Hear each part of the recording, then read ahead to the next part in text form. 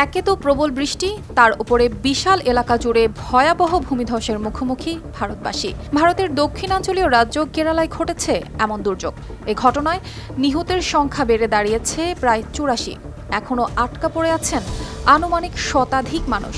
এছাড়া এমন পরিস্থিতিতে মৃতের সংখ্যা আরও বাড়তে পারে বলে আশঙ্কা করা হচ্ছে।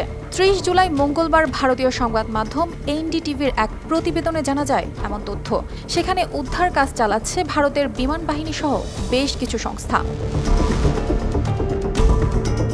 ভারতীয় সংবাদ মাধ্যম বলছে, ভূমিধসের পর জোর কদমে শুরু হয়েছে উদ্ধার কাজ। সব সরকারি সংস্থা উদ্ধার কাজে নেমেছে বলে জানিয়েছেন কেরালার মুখ্যমন্ত্রী পিনারাই বিজয়ন। প্রশাসনের পক্ষ থেকেও সব রকম প্রচেষ্টা চালানো হচ্ছে যাতে আটকে থাকা লোকজনকে দ্রুত বের করে আনা সম্ভব হয়। রাজ্যের মন্ত্রীরাও একে একে পৌঁছাচ্ছেন ওই পাহাড়ি এলাকায়। রাজ্যটির মুখ্যমন্ত্রী আরও বলেছেন, ভারতীয় বিমান বাহিনীর ২টি হেলিকপ্টার শিগগিরই ওয়ানাদের উদ্দেশ্যে রওনা হবে উদ্ধার অভিযানে যোগ দিতে। দেশটির প্রধানমন্ত্রীর কার্যালয় এই দুর্যোগে নিহতদের পরিবারকে ২ লাখ রুপি ও আহতদের ৫০,০০০ রুপি ক্ষতিপূরণের ঘোষণা করেছে। মূলত প্রবল বৃষ্টির জন্যই নেমেছে এই ধস।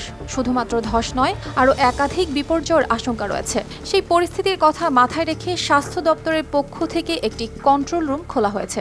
২টি নম্বরও চালু করা হয়েছে, যেগুলোতে যোগাযোগ করে খোঁজ নেওয়া যাবে।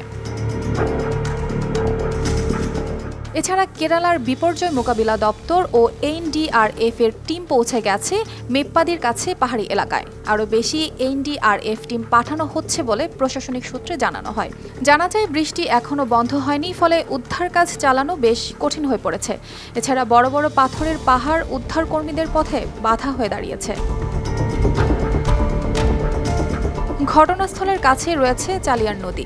মালাপ্পুরমের নীলাম্বুরের মধ্য দিয়ে বয়ে গেছে এই নদীটি। ভূমিধসের ধাক্কায় খরস্রোতা এই নদীতে অনেকেই ভেসে গেছেন বলে আশঙ্কা প্রকাশ করছেন বাসিন্দারা। ধসে চাপা পড়েছে একাধিক দোকানসহ অনেক গাড়ি ও বাইক। অর্পিতা জাহান, RTV।